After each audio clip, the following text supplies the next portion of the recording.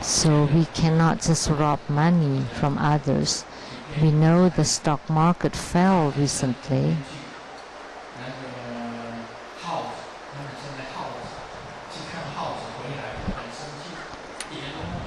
Mr. Tsang got really angry after checking on the stock market, and his son called him dad.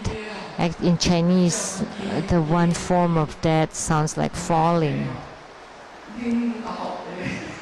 And then the dad slapped him, bullied him. You should call me Tsang in Chinese means up, up.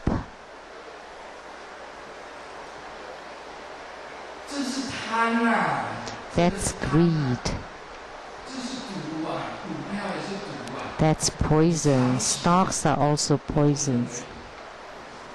So if it's long-term invest, then that would be investment. But if it's short-term, that's gambling. That should not be allowed. As a Buddhist, we should not do that. And we also should not do killing business. Businesses that harm others should be disallowed. You should not rob others, you should not harm others. You have to remember that Grandmaster has said that all beings are equal. So if you hit others, it's the same as hitting yourself. Because in Buddhism, we say that you should treat others the same as you treat yourself. If you hit others, you hurt others, then it's the same as hurting yourself. Grandmaster Lu has said that before, that all male human beings are my fathers and female human beings are my mothers. You should treat them as the ones that benefit you, that owe you favors. So how could you harm them? So you definitely should not do killing businesses. What is killing business? Killing people? Well, that's really too much. No, just killing any animals.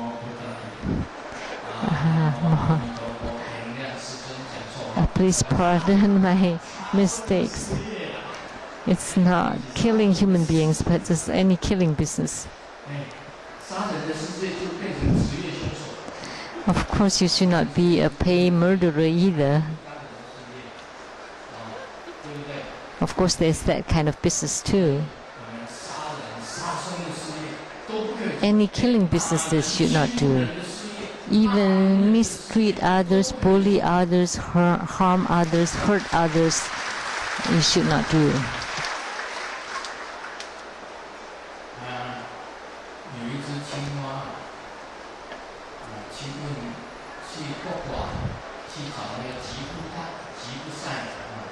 There's a frog that was visiting a gypsy woman and to check for his fortune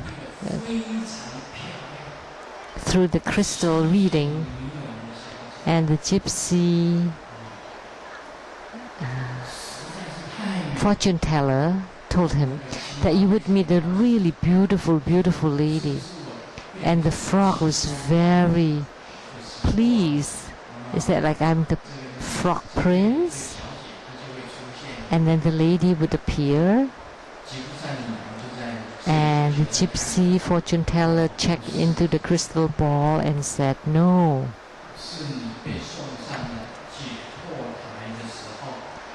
When you will put for biopsy or autopsy,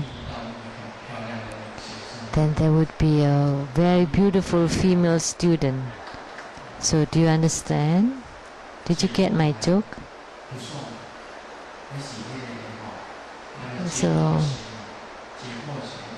that does not count. Because when we were students in the lab, we would learn and we always use frogs as our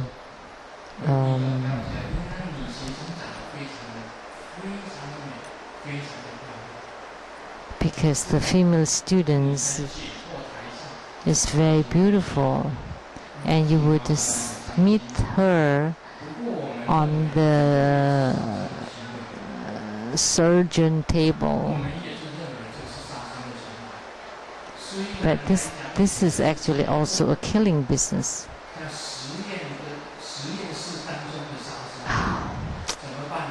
So on the lab,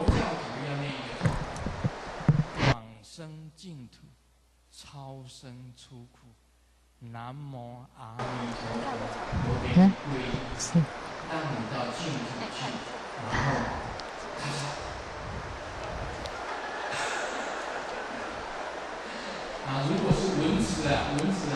So if you kill like mosquitoes or cockroaches or other insects, then you would recite, "Oh, leave behind all sufferings, go to the Pure Land," and then you kill them.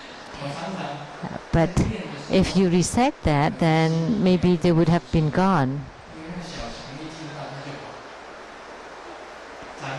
So I would recite it silently, otherwise they would run away as fast as they can when they hear your voice. So if you have to kill, like mosquitoes, you would recite, "Go to the Pure Land, leave behind all sufferings, Namo Amitabha." Slap. That's fine, because you have helped him to take refuge, and he would go, or the mosquito would go to the better realm.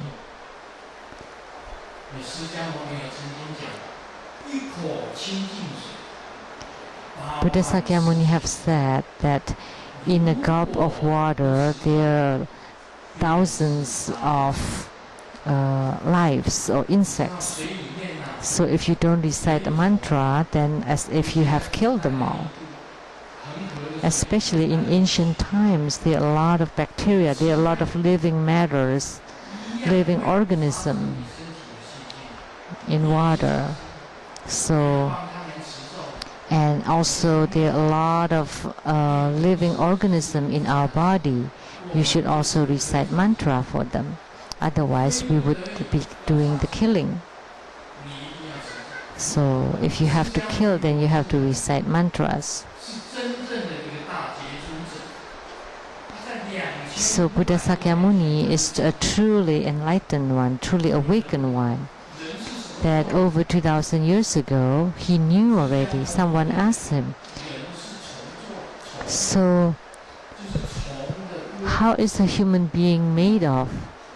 And he said, "Made of worms."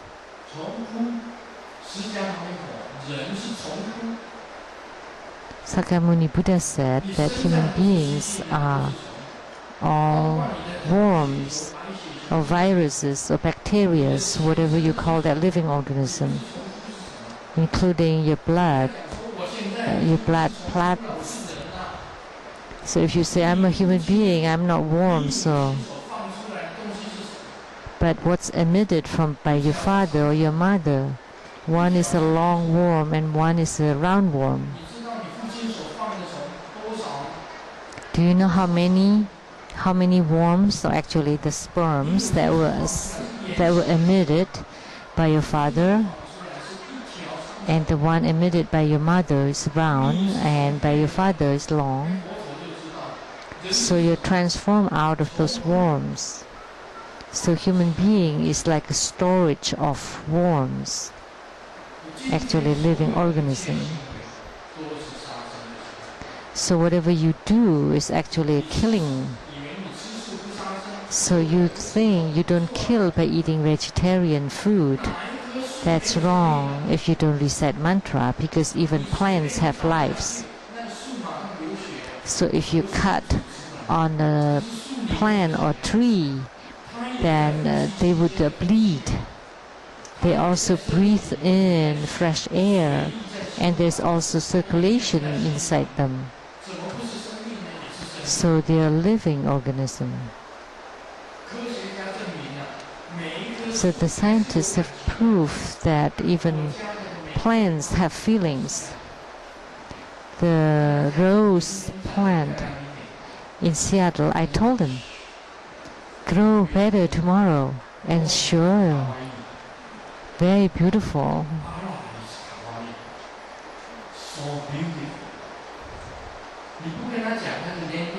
If you don't say that, it would wilt. Oh, please bloom a few more days and bless it, and surely the flower will become very beautiful. So even flowers understand the words, the human's language. Even as vegetarian, you should recite mantras, not only when you eat animal meat.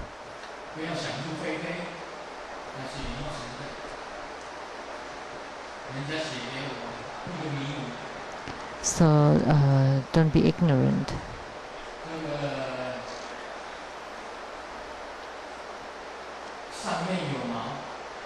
This is riddle. There's fur on the top and fur on the bottom, and then at night, isn't it furry? And people would sing wrongly, will take it wrongly.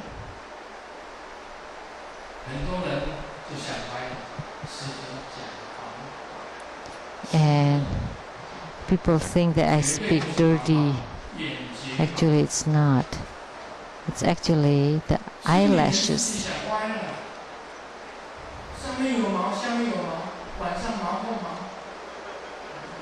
So there's hair on top and there's hair at the bottom, and at night, are they still hairy?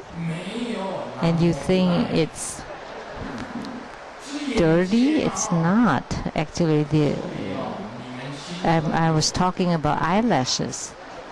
So there must be dirtiness inside you. That's why you think that way.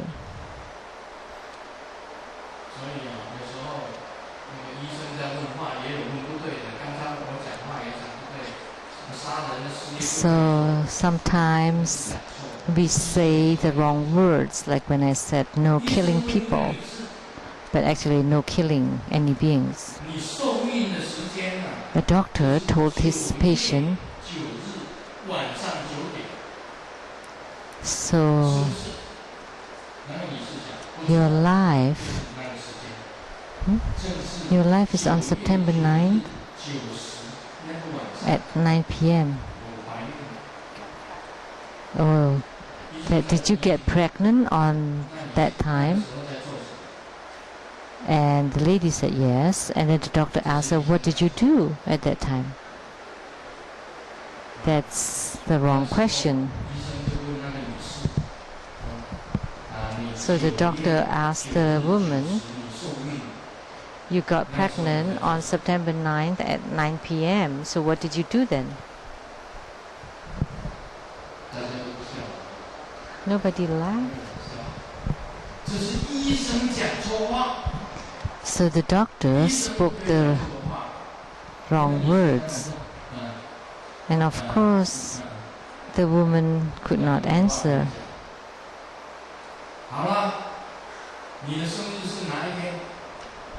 When's your birthday? April 15th. Which year? Every year.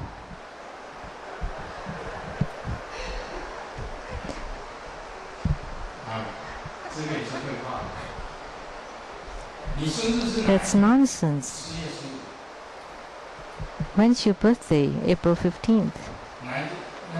Which year? Every year. Of course. Birthdays every year.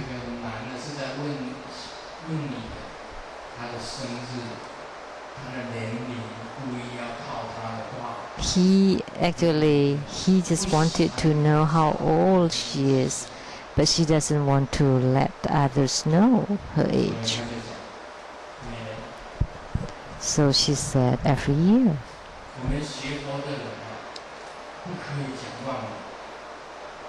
So as a Buddhist, we should not tell lies or fake words. We should not cheat others. This is very important. And one of the most important precepts in Bodhisattva precepts is you cannot tell lies or untruthful words. That's part of the precepts. So Americans are rather simple. I have lived in America for a long time, and I find that they're simpler.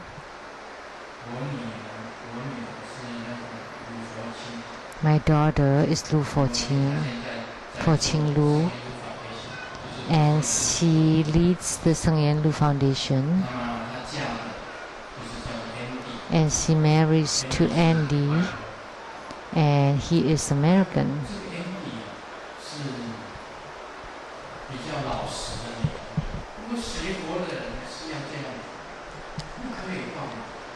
But as a Buddhist, you should be like that. You should not tell lies.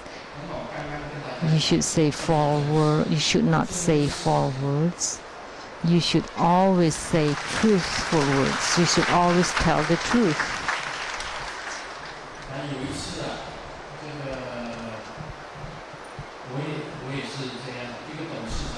One time, there was a CEO and a secretary, and the CEO is Chinese and the secretary is American.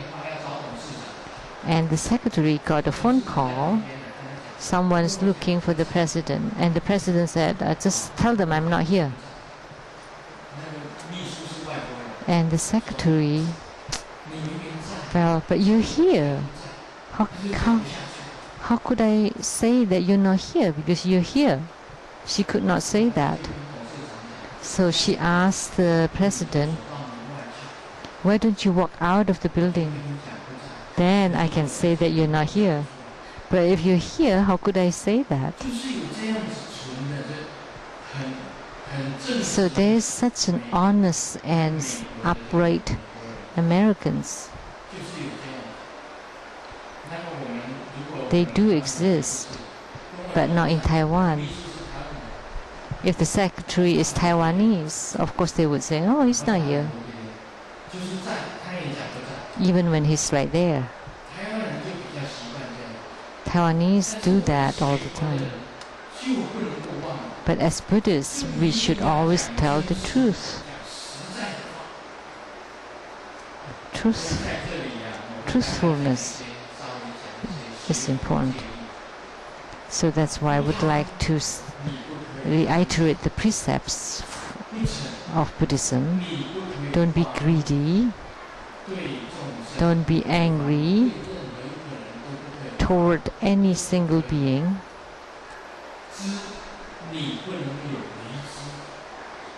Don't be deluded. Don't be ignorant. You need to have the wisdom, or you need to understand Buddha Dharma. In this way, you would be able to gain from your Buddhist training, and then you would be able to obtain the true wisdom.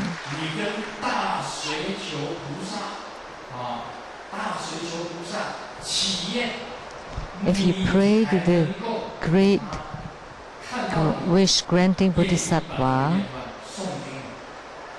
only this way, when you make a wish to this Pratisara Bodhisattva, then your wish will be granted. So in order for your wish to come true, you have to abide by his precepts and follow the practice of his procedure.